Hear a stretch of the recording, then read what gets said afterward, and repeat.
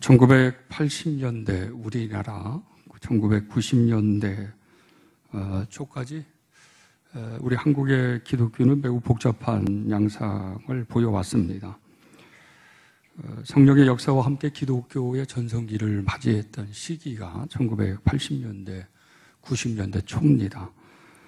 선교에 대한 열정, 복음의 구령, 그리고 리더자들, 청년들이 일어났고 모든 한국교회가 새로운 어떤 부흥과 세계 선교의 지평을 넓혀가기 위해서 엄청난 하나님의 축복과 영광성을 이렇게 보여주면서 기독교 전성기를 그렇게 맞이했었습니다. 또 다른 한 쪽의 양상은 시한부 종말론과 관련된 이단들의 출현들도 많이 있었습니다. 그러면서 미혹을 받은 사람들, 영적인 혼돈과 무질서 가운데 속에서 교회들이 어려움을 당하는 그런 일들도 사실 많이 있었습니다. 어쨌든 이런 두 양극화의 모습이 우리 한국교회의 과거 1980년대와 90년대 초까지의 모습이라고 말할 수 있습니다. 복음의 열정으로 기독교의 진면모를 보여줬던 반면에 또 성숙과 신학이나 신앙의 부재 때문에 많은 기독교가 반기독교적이고 또 기독교적인 신앙이 아닌 무속과 기복적인 것이 이게 혼돈되어져서 혼합이 되어져서 이상한 양상의 기독교적인 신앙인의 모습과 교회의 모습들이 굉장히 많이 있었습니다. 그러면서 한쪽으로는 말씀을 강조했던 경우가 있었고 한쪽으로는 그래도 성령의 임재와 역사를 강조했던 경우가 있었는데 하나님의 말씀과 성령의 역사는 사실은 별개가 아닙니다. 다를 수도 없고 하나일 수밖에 없었습니다. 어쨌든 모든 성경은, 모든 신앙은, 성령은 하나님의 나라에 대한 소망을 갖게 하고 그리스도의 재림에 대한 기다림을 갖게 하면서 이 땅에서 우리에게도 복 있는 삶을 살 수 있도록 그렇게 늘 말씀하고 있는 것입니다. 주의 재림과 하나님의 나라에 관한 것은 성경에서 가르치고 있고 예수님의 약속이십니다. 예수님은 사복음서에서 하나님의 나라의 복음을 선포하셨습니다. 하나님의 나라의 복음 회개하라 천국이 가까웠다. 그래서 사람들이 그리스도를 만나고 복음을 받아들여서 새로운 자신의 존재의 모습을 새롭게 태어나서 복 있는 자의 삶을 살아갈 수 있도록 하면서 이제 하나님의 다스림과 통치 가운데 또 다른 자기 자신의 자유로움과 또 존재에 대한 가치성과 자아 실현을 높게 할 수 있도록 그렇게 복음을 늘 선포하셨습니다. 그러면서도 이 복음을 받아들인 모든 공동체와 그리스도인들은 하나님의 나라에 대한 소망을 갖도록 주의 재림에 대한 약속을 하셨습니다. 바로 요한계시록이 하나님의 나라에 대한 약속, 예수님께서 하신 약속이 이루어져 가는 것들을 절실히 보여주고 있는 것입니다. 요즘 시대에는 많은 그리스도인의 공동체가 하나님의 나라에 대한 이 소망, 이 소망에 대한 것들의 가치를 점점 갈수록 사람들이 이렇게 귀하게 여기지 않습니다. 어떤 경우에는 재림을 얘기하고 천국을 얘기하면 맹목주의적인 신앙이나 비현실적이고 반기독교적인 정서와 편견으로 취급하면서 이 마라나타 신앙을 잃어버리고 신앙을 잃어버린 그리스도인들이 굉장히 많이 있습니다. 오늘날 제자들이 예수님의 이 설교와 가르침에 은근히 긴장감을 가지시면서 그리고 어떤 관심을 보이고 예수님이 찾아와서 요청한 것이 있습니다. 주의 재림에 관한 것이었습니다.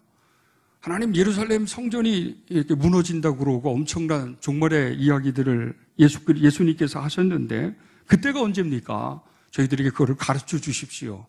저희들이 그때가 되면 그것을 어떻게 알 수 있는지에 대한 징조도 예수님 우리들에게만 말씀해 주십시오라고 제자들이 찾아와서 예수님에게 은근히 조용하게 그렇게 요청을 했습니다. 이 요청에 대해서 예수님께서는 이제 말문을 여셨는데 한편에 설교와 교훈적인 성격을 가지고 있는 말씀을 설교를 하셨습니다. 그것이 우리가 잘 알고 있는 종말론에 관한 마태복음 24장, 25장의 한편의 설교입니다. 여러분, 제가 여러 번 말씀드린 것처럼 마태복음은 예수님의 5편의 설교로 되어져 있습니다. 서로는 1장과 4장에 예수님의 관련된 기본적인 것이 서론에 이렇게 차지하고 있고 5장 7장이 예수님의 산상 설교로 되어지면서 시작되어집니다. 그리고 또 한편의 설교와 설교 사이 중간에는 예수님이 어떤 일을 행하셨는지에 대한 행적의 이야기들을 항상 2장 정도 기록하고 있습니다. 마태복음 5장 7장의 한편의 설교가 끝나고 난 다음에 8장 9장에서는 예수님에 관한 이야기가 기록되어져 있고 10장의 두 번째 설교가 나옵니다. 이런 식으로 마태복음이 구성되어졌습니다. 예수님께서 이 제자들이 찾아와서 마지막 종말이 언제 일어납니까? 예수님 말씀해 주십시오라고 어떤 징조가 일어나는지에 대한 요청을 했을 때 예수님께서 설교를 하셨습니다. 24장과 25장의 5편 중에 5번째 설교입니다. 우리는 이 설교를 종말론의 설교라고 말씀하고 있습니다. 이 종말론에 관한 설교를 하셨습니다. 이 종말론에 관한 설교는 아주 간단합니다. 이걸 복잡하게 우리가 심오하게 영적으로 해석하려고 하면 절대 되지 않습니다. 24장에는 예수님의 재림과 관련된 징조적인 부분들을 예수님께서 노골적으로 말씀하셨지만 25장에서는 예수님께서 비유를 들으셨습니다. 열처녀와 달란트 비유를 들으면서 예수님께서 이 종말에 관한 설교에 아주 중요하게 우리에게 교훈하고 싶은 이 어떤 주제와 관점이 있었습니다. 이것은 우리가 3가지 뿐입니다. 준비하라, 깨어 있으라, 미혹받지 말라라고 하는 거예요. 준비하고 깨어 있고 미혹받지 말라. 그런데 이 예수님에 관한 비유적인 설교를 열처녀, 열의 숫자의 개념으로 영적으로 해석할 이유도 없습니다. 달란트의 비유도 어떤 명칭이나 사람이나 이야기에 대한 것들을 새롭게 영적으로 해석할 이유는 없습니다. 설교는 설교의 주제가 있고 전하고자 하는 목적이 있기 때문에 그 중심적인 것만 우리는 그것을 분명히 알면 될 것입니다. 그런데 예수님께서는 24장과 25장의 종말론적인 마지막 5편의 설교와 결론이라고 말할 수 있는 26장, 27장, 28장의 결론에서는 예수님의 고난과 죽으심과 부활과 승천에 관한 것들을 결론으로 기록했는데 그 전에 마지막 5편의 설교에서는 분명하게 준비해야 돼, 깨어 있어야 돼, 미혹받지 말아야 돼 라고 하는 이 3가지의 주제를 통해서 하나님의 나라를 소망하는 그리스도인들과 교회 공동체가 하나님의 나라 안에서나 이 땅에서 세워져야 되는 필요성에 대한 것을 말씀하십니다. 세워지는 영광성에 관한 것을 말씀하십니다. 세워지는 영광성, 세워져야 되는 것. 하나님의 나라에서 세워져야지. 자녀로서 세워지든 직분자의 영광된 모습으로 세워지든지 간에 하나님의 나라에 세워줄 수 있는 자, 세워지려고 그러면 어떻게 해야 되느냐? 깨어있지 않고서는, 준비하지 않고서는, 미혹받지 않고서는 되지 않는다는 것입니다. 믿음과 관련된 것입니다. 하나님의 큰 영광은 여러분 우리가 알다시피 존귀와 위엄이 거룩한 보좌 가운데로부터 이 우주를 창조하시고 세상을 통치하시는 모든 것 속에 하나님의 영광은 항상 넘치고 계십니다.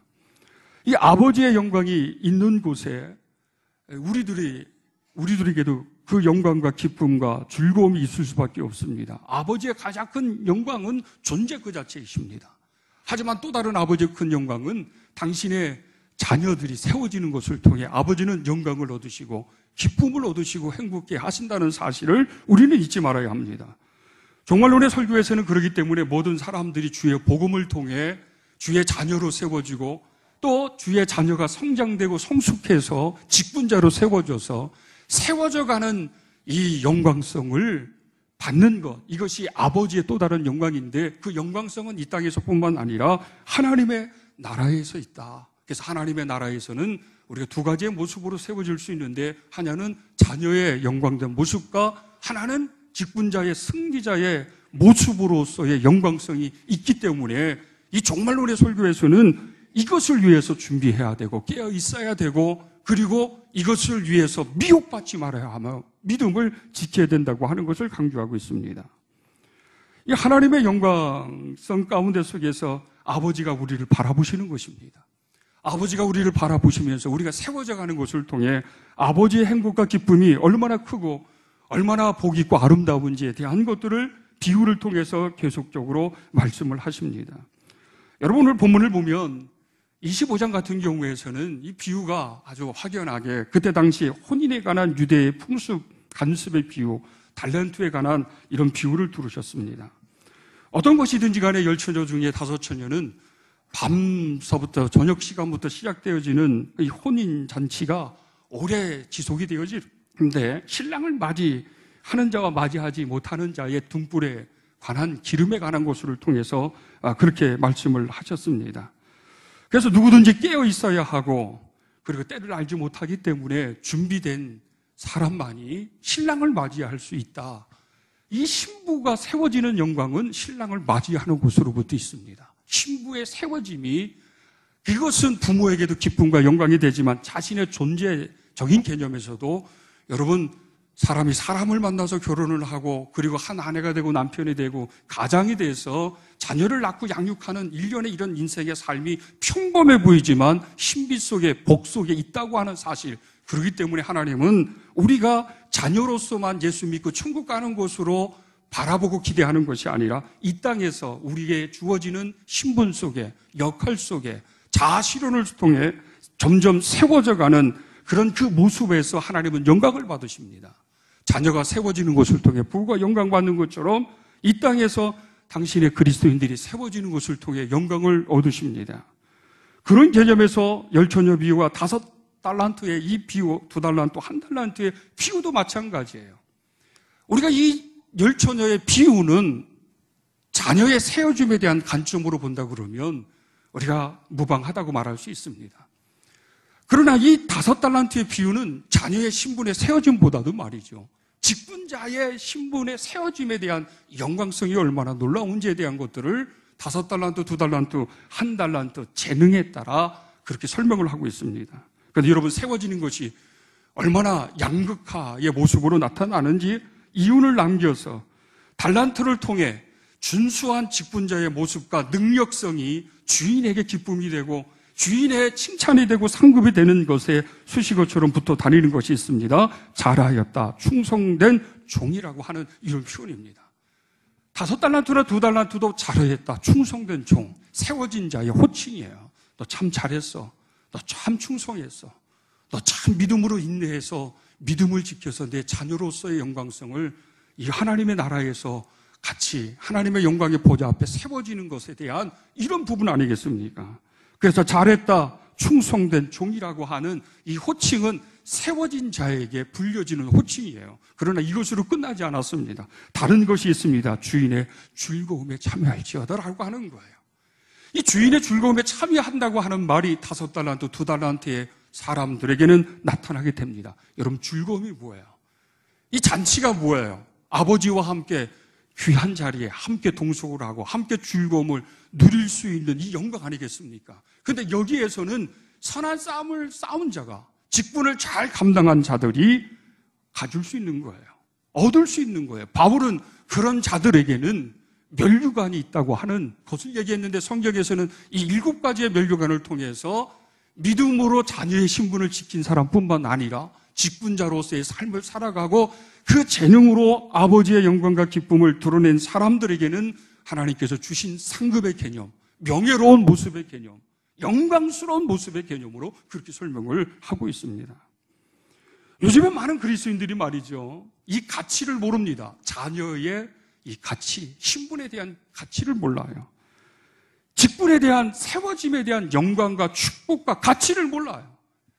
그래서 이 직분 그 자체가 언젠가 어느덧 우리에게는 무거운 멍에와 같은 것으로 사람들에게 인식되기 시작했습니다. 유명무실해졌어요.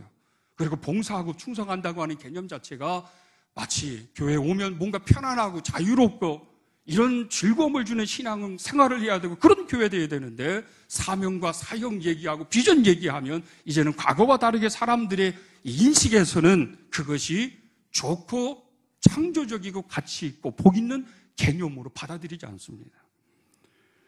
참 심각한 문제입니다. 세워지는 것, 여러분 성인이 되기 전까지는 부모님의 그늘 가운데 있는 자녀들은 당연히 그들의 욕구나 요구를 부모에게 할 경우에 부모들은 그 욕구를 충족시켜줘야 되고 채워줘서 그들이 잘 자랄 수 있도록 하게 되어집니다. 성인이 됐는데도 말이죠, 그들이 스스로 세워지지 않고, 가정으로 세워지지 않고, 사회인으로 세워지지 않아서 직장도 없고 부모의 그늘 가운데 용돈이나 타쓰고 재산이나 탕진하면서 부모에게 물론 요구나 하는 이런 쪽의 인생의 삶의 모습으로, 자기 자신의 모습으로 그렇게 서 있다고 그러면 그건 세워진 사람이 아닙니다. 자녀로 세워진 사람도 아니고 사회인으로서의 세워진 사람도 아니고 자기의 존재와 자아 실현도 그렇게 그다지 귀하게 존귀하게 준비하지 못하고 깨어있지 못하고 이 세상의 미혹을 받아서 넘어짐으로 시간을 허송세월해서 그런 자기 자신의 모습을 아직까지도 성인이 되고 노년이 됐는데도 그렇게 살아가는 사람들이 많이 있습니다. 세워지지 않는 자녀의 모습을 볼 때 80이 되고 90이 된 백발의 이 부모의 마음은 찢어지는 거예요. 어쩌다가 내 자녀가, 내 자식이 저렇게 가정에서나 사회에서나 자기 인생에서나 자기의 존재로 세워지지 않고 이런 모습으로 인생을 살아가고 있는가. 통탄할 일 아니겠습니까? 종말론적인 설교는 예수님께서 미래적으로 지금 현 시제적으로 그걸 말씀하는 거예요. 너희 준비해야 된다. 깨어 있어야 된다. 미혹받지 말아야 된다. 그리고 너희가 점점 하나님의 나라에서 뿐만 아니라 이 땅에서도 세워져가는 그리스도인이 되고 자녀가 되고 세워져가는 하나님의 사람들이 될 수 있어야 된다고 하는 거예요. 직분자가 될 수 있어야 된다고 하는 것입니다. 세워지면 하나님의 나라에서만 아니라 이 땅에서도 얼마나 여러분 우리에게 복이 되고 즐거움이 되고 행복이 되는지 몰라요. 세워져야 됩니다, 우리는. 그래서 세워지기 위해서 우리가 깨어있고 준비하지 않는다고 한다면 우리가 세워질 수가 없습니다. 세워지는 자의 영광과 세워지는 자의 존귀함과 세워지는 자의 복이 얼마나 놀라운지 모릅니다. 어제 우리 부부 세미나 했는데 오시는 교수님은 권사님이십니다. 울산제일교회에서 오래 사시다가 저 평택으로 이사 오시면서 이렇게 상담에 대한 전문가이십니다. TV에도 한 1년 몇 개월 동안 전문 상담하는 분으로 나왔던 분이셔요. 직분은 권사님이십니다. 세미나 끝나고 제가 사례비를 드렸더니 이런 말씀을 하십니다. 목사님, 저는 교회에서 이렇게 초청받아서 할 때 제가 이 사례를 다 받은 적이 없습니다. 내가 감사헌금을 반드시 했는데 내가 감사헌금을 해야 되겠습니다. 그러길래 제가 교수님 그러지 마십시오. 우리 교회는 예산을 세워줘서 세워진 예산대로 하는 것입니다. 교수님을 내주십시오. 부담 갖지 마십시오. 그런데 이 권사님은 이런 거예요. 하나님께서 나에게 재능을 주셨다는 거예요. 재능. 상담의 재능이에요. 근데 이 상담사가 되기까지는 석사, 박사 과정, 수련의 과정이 기본 한 학자의 이론과 이 치료 기법을 배우면 기본이 말이죠. 1, 2년 해야 합니다. 얼마나 지식적으로, 시간적으로, 학문적으로 오랜 것을 통해서 자격을 취득하고 활동하는지 몰라요. 이분들 보통 50분 1시간 상담 받으면 기본 10만 원입니다. 그리고 한 6회 정도 이 상담 이렇게 하면 뭐 반드시 결과가 있어요. 전문가이기 때문에. 그런데 이분은 하나님께서 나에게 재능을 주신 거 다른 거 잘 못하는데 상담하는 거, 치료하는 거, 예방하는 거, 자살 전에 의처증, 의비증을 가지고 있고 마음의 상처를 가지고 있고 하는 이런 사람들을 상담해서 유혹에 넘어지지 않고 극단적인 행동이나 극단적인 결정을 하지 않도록 하는 쪽에 하나님이 나에게 재능을 주셨다는 거예요. 이 재능을 통해서 교회에서는 권사님의 직분이지만은 재능이 너무 크다 보니까 사회적으로 그분의 존재는, 그분의 이 세워짐은 교수로서, 유명한 강사로서, 한 상담소의 센터장으로서, 소장으로서의 그 역할들을 감당하시는 거예요. 그러면서 어디든지 간에 건강이 필요한 대로 나에게 주는 재능을 통해서 활발하게 하나님의 영광을 드러내고 하나님의 사역을 감당하면서 자신의 세워지는 모습이, 자신은 잘 모르는지 모르지만 자꾸 이렇게 세워져가는 모습들이 있게 되어지는 거예요. 어떤 사람은 그 재능이 커서 어느 교회 한 곳에만 머무르는 것도 아니고 지역에서 요청이 되어지고 학교에서도 요청되어지고 교단에서나 총회에서도 요청되어져서 재능의 크기에 따라서 하나님께서는 5달란트를 주시기도 하고 2달란트 주시기도 하고 1달란트 주기도 한 거예요. 그러니까 이것을 우리가 사람들이 가지고 있는 재능을 인정해 줘야지 저 사람은 교회에는 봉사 안 하고 충성하지 안 하고 쓸데없이 사회적인 활동만 하고 대외적인 일만 한다고 이렇게 비판해서는 절대 안 합니다. 그분의 재능이 큰 거예요. 재능이 그렇게 크기 때문에 하나님께서는 점점 그 재능을 통해 그 사람을 세우시고 그가 하는 일을 통해 하나님의 나라를 확장시키고 하나님의 영광을 갖게 되는 거 아니겠습니까? 저는 참 멋있는 권사님으로 봤습니다. 교수님보다도 멋있는 권사님이시다. 자기에게 주어진 재능을 통해 그 재능을 가지고 왕성하게 점점 직분자 안에서뿐만 아니라 자녀 안에서나 사회적으로도 세워진 거예요. 그저 만약에 남편이 이거 이해하지 못하고서 여자가 공부를 해서 못해. 다 쓸데없는 짓이야. 밥이나 잘하고 빨래나 잘하고 아이들이 잘 키우면 되지. 공부하지 마라.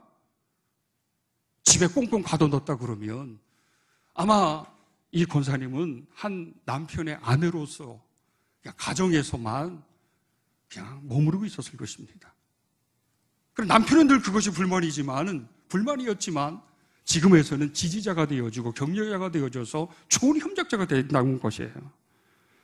세워져가는 이 모습이 본인에게도 복이지만 남편이 이제 아내를 봤을 때 열등의식을 갖고 편견으로 비하하고 이럴 필요가 없는 거예요. 야, 내 아내가 이렇게 공부 열심히 하고 능력 있는 자가 되어져서 이렇게 사회에서나 가정에서의 좋은 아내로서의 역할을, 부모에게 좋은 엄마로서의 역할을 감당하니 이거 얼마나 복이고 아름답겠어요. 그렇게 되기를 바라요. 아니면은 능력이 있고 재능도 있고 모든 어떤 존귀함의 가치를 가지고 있는데 꽁꽁 가정에 묶어놓고 내 그늘에 묶어놓고 내가 하는 대로 로봇처럼 시키는 대로만 인생을 살아가기를 원하냔 말이에요. 내 아내가 그렇게 살기를 원해요. 매일 저 총구석에서 그냥 농사나 짓고 말이죠. 다양한 교양을 쌓고 다양한 사회적인 활동을 하고 그러면서 좋은 아내의 역할, 좋은 어머니의 역할의 모습을 쌓아가는 좋은 아내상, 어머니상을 바라는 거예요. 아니면 그저 내가 하는 대로 시키는 대로 밥이나 잘 짓고 가사일이나 열심히 하고 애나 잘 키우고 애나 많이 낳고 그렇게 살아가는 것을 원하는 거예요. 한 달란트의 개념은 그런 개념이에요. 자기의 직분자로 세워짐에 대한 정체성이나 존재감 자체가, 자존심 자체가 없는 거예요. 그러나 이 주인은 5달란트, 2달란트, 1달란트를 종들에게 맡겼을 때는 모든 종들이 아니에요. 믿을만 하니까, 신뢰할 만하니까, 존중해 줘야 되는 존재이니까 그렇게 재능에 따라 맡긴 것입니다. 주인이 돌아봤을 때 이 종들의 모습은 전혀 달랐어요. 어떤 종은 5달란트, 2달란트 받은 종들은 세워진 자의 모습으로 있었습니다. 그러나 1달란트 받은 사람은 세워지지 않는 자의 모습으로 그저 있어요. 마인드 자체가 종의식이에요. 종의식. 그저 내 주인의 눈치나 보고 주인이 원하는 것과 상관이 없이 혼날고만 전전긍긍하면서 보관만 했어요. 보관할 것 같으면 뭐하러 그 종에게 맡깁니까? 은에게 맡겨서 이자나 많이 만들면 되지. 주인이 그렇게 얘기했어요. 보관의 개념이 아니에요. 세워지고 그리고 그 주인의 마음의 뜻대로 함으로 주인의 기쁨과 영광성을 함께 공유할 수 있도록 하는 이런 의도라고 하는 것입니다. 예수님께서 이 종말론의 설교를 통해서 우리 모든 그리스도인들은 말이죠. 주의 자녀들은 두 가지 개념에서 이 땅에서 하나님의 나라에서 세워지기를 원하십니다. 자녀로서의 준수한 모습으로 세워지기를 원하십니다. 이것이 세워져 가고 성장되어지고 성숙한 모습 속에서 가질 수 있는 아버지의 기쁨이에요. 아버지의 기쁨이에요. 그런데 여러분 그것으로 끝나는 것이 아니에요. 이제 성숙하고 성장하고 어느 정도 점점 세워져 가는 모습 안에서는 고유적이고 아주 그 사람이 가지고 있는 타고난 성격의 기질, DNA와 같은 이런 재능이 있는데 이 재능을 통해서 세워져야 될 사람들이 세워져야 하는데 세워지지 못할 때는 이거 엄청난 아버지의 또 다른 근심 걱정이 기도 제목일 수밖에 없습니다. 우리 유철이가 고등학교 3학년 졸업하고 대학생이 되는데 너 내년에 어디서 봉사할래? 너 소년부에 가서 교사했으면 좋겠다 그랬더니 아빠 저는 청소년부에 가야 합니다 그러는 거예요. 내가 볼 때는 소년부가 청년들이 없고 대학생들이 없어서 집사님들이 어려움을 하고 그런 것 같으니까 내년에 소년부 가라 그랬더니 자기는 청소년부에 가야 된다는 거예요. 그러면서 찬양이 형님하고 음악과 악기를 통해서 우리 아이들이 그걸 전수해서 이렇게 해야 되기 때문에 자기는 이 청소년부로 가야 된다는 거예요. 그래서 교사를 신청했다는 거예요. 그래서 내가 그럼 너희 고3 졸업하고 청년이 된 학생들 중에 교사 신청한 사람들이 있어? 제가 아직 교육자들에게 물어보진 않았지만 그랬더니 아빠 내가 알기로는 나밖에 교사 신청한 사람이 없다 그러는 것 같은데 그러는 거예요. 제가 두 가지의 마음이 들었습니다. 야, 우리 아들이 이제 컸구나. 우리 아들이 좀 신앙이 컸구나. 세워져 가는 모습을 보니까 마음이 굉장히 깊었고 마음이 굉장히 좋았습니다. 또 한편의 마음에는 어쩌다가 교사하기를 싫어할까? 어쩌다가 주의 일을 하기를 싫어하는 심정이 그리스도인이 됐을까? 어쩌다가 이렇게 됐지? 이게 우리 한국교회 현실이요. 모든 목사님들이 그래요. 사람이 없어. 구역 모임이 안 돼. 신목사, 무국교회는 구역 어떻게 하고 있어요? 그래서 저희는 시골이지만 그럭저럭 그래도 잘 됩니다. 올해는 모임들이 조금 많이 저조했지만 아직까지도 근근히 버팁니다. 그랬더니 우리는 구역 모임이 안 된 지가 벌써 몇 년째라는 거예요. 점심때 주일날 식사를 해야 되는데 준비를 해야 되는데 폭발 지경에까지 왔다는 거예요. 하는 분들이. 권사님, 집사님들이 몇 사람이 주방에서 폭발 지경에까지 와서 내년에는 하기도 힘들지 않을까 이렇게 염려한다는 거예요. 그러면서 다 걱정 염려하는 거예요. 그래서 제가 그랬어요. 어쩌다가 이런 세상이 왔을까? 왜 자기 자신이 그리스도인으로서 자녀로서 세워져 가는 것을 그 귀한 가치와 복을 왜 모를까? 왜 자기 자신이 뭔가 성숙하고 성장하고 재능이 개발되어져서 교회 안에서나 세상에서나 교단에서나 노예에서나 세워져 가는 그 가치나 그 복을 왜 모를까? 지질이 궁상밖에 30년 전이나 40년 전이나 50년 전이나 자녀의 모습도 매일 그렇고 자기의 자아 실현의 모습도 별 볼 일 없이 매일 그렇게 여러분의 인생이 여러분의 자녀가 우리 교회 그리스도인들이 그렇게 살았으면 좋겠습니까? 여러분 생각해 보세요. 내 자녀가 그냥 그렇게 살았으면 좋겠어요. 우리가 그렇게 남은 기간 동안에 우리의 신앙생활의 모습이 그렇게 살았으면 좋겠어요. 왜 세워짐의 영광과 세워짐의 축복을 왜 그 가치를 우리 스스로 저버리냐 말이에요. 왜 스스로 저버리냐 말이에요. 그럭저럭 가늘게 목사님 길게 가는 게 좋지 않아요? 굵고 짧게 가는 것보다 쓸데없는 소리를 하고 계세요. 굵고 짧게 살아야 될 사람이 있는가 하면 가늘고 길게 살아가야 될 성격적 기질이 있는 사람들이 있어요. 여러분 생각해 보세요. 아버지의 가장 큰 영광과 기쁨은 다른 거 아닙니다. 이 땅에서 주의 자녀들이 세워져 가는 거예요. 이 땅에서 주의 자녀들이 직분을 통해서 점점점 세워져 가는 거예요. 이것이 이 땅에서뿐만 아니라 하나님의 나라에서도 그러는데 그 하나님의 나라에 주의 재림이 오고 주 앞에 세워지는 그 날에는 말이죠. 확연하게 구분이 될 것이다. 이렇게 말씀하셨습니다. 어떤 사람은 내 주인의 즐거움에 참여할지어다. 이렇게 말씀하셨는데 어떤 사람들은 바깥 어두운 데서 슬피 울며 이를 갈리라. 이렇게 말씀하셨어요. 어떤 사람은 세워져서 영광된 모습으로 아버지의 영광과 함께 그 즐거움에 참여하는 사람들이 있는가 하면 어떤 사람들은 슬피 울며 이를 갈리라. 이렇게 말씀을 하고 있는 것입니다. 그것으로 끝나는 것도 아니에요. 세워지지 않았을 때 어쩌면 사랑이 많으신 예수님은 이런 표현을 쓰셨을까? 이렇게 말씀하셨어요. 무익한 종. 엄청난 심판입니다. 무익한 종. 앞에 부분에는 이렇게 말씀하셨어요. 게으른 종, 악한 종, 이렇게 얘기를 했어요. 게으르고 악한 것은 판단을 받는 개념으로서만 우리는 그냥 받아들였어요. 내가 게으르구나, 내가 악하구나, 이렇게 그냥 들을 수 있어요. 그런데 여러분, 어쩐지 아십니까? 무익하다고 하는 말은 쓸모없다는 말이에요. 우리가 쓸모없는 존재로 이 땅에 태어났습니까? 우리가 쓸모없는 존재의 삶을 우리가 그렇게 살아야 합니까? 아버지는 절대 아니라는 거예요.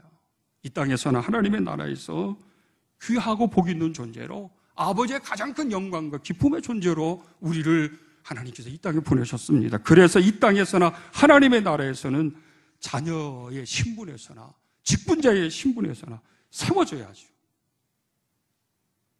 저는 우리 무국교회를 우리 무국교회와 함께 일하려고 하는 분들이 많습니다. 우리 교단 안에서나 총회 안에서도 여러분에서 우리 교회와 일하려고 하는 사람이 많습니다. 저에게 요청하는 사람도 많아요. 이것 좀 같이 하고 이사도 해주고 막 그러는데 제가 감당이 안 되고 아직까지도 우리 교회가 그걸 이해하는 데 힘이 들어서 제가 노한 게 굉장히 많습니다.